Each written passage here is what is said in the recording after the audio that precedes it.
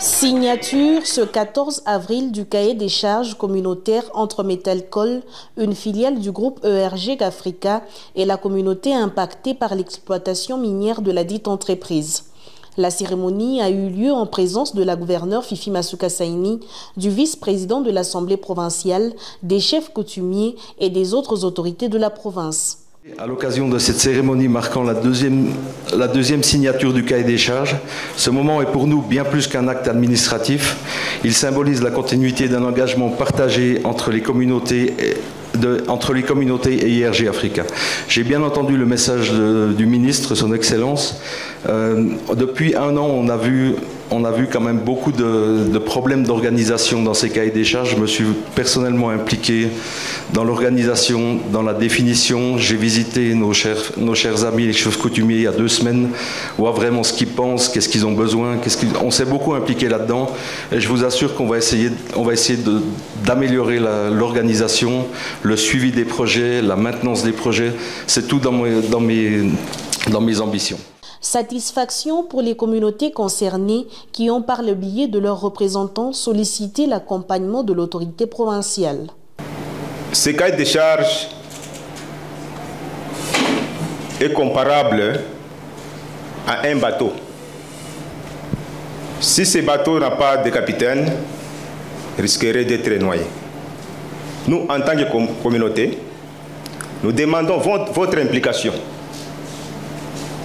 de ne pas nous abandonner en reconnaissant votre capacité managériale que vous avez dans la province et louée partout dans le monde et au Congo en particulier.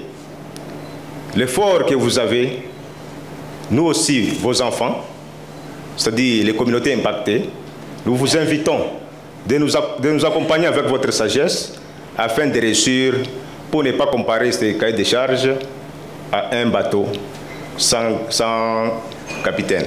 Pour sa part, Ouama Natanda, ministre provincial des Mines, a martelé sur la rigueur dans la mise en œuvre de 10 cahiers des charges communautaires. Nous vous remercions ici toutes les parties prenantes dans le processus de négociation des cahiers des charges,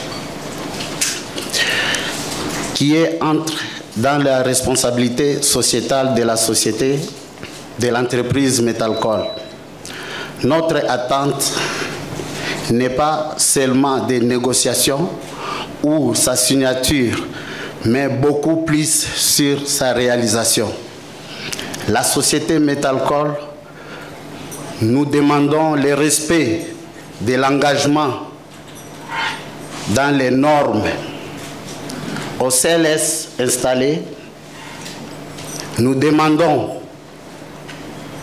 un suivi à temps réel. À la communauté, nous exigeons la protection des ouvrages qui vous seront réalisés. Je vous remercie.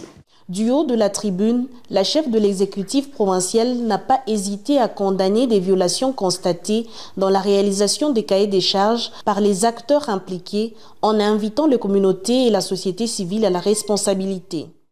Je compte sur vous, je compte sur votre manière de gérer notre province, nos villages, pour aider les chefs coutumiers ainsi que toute sa population à pouvoir aller de l'avant, avoir de belles écoles, avoir des centres de santé dignes de pouvoir être sur le sol où il y a des minéraux qui sont exploités par la société Metalcol ainsi que les autres sociétés. À la société Metalcol, je vous encourage, continuez à travailler dans ce sens, mais aussi beaucoup plus de rigueur dans l'octroi de contrats avec le membre de nos villages impactés. Ayez beaucoup de rigueur.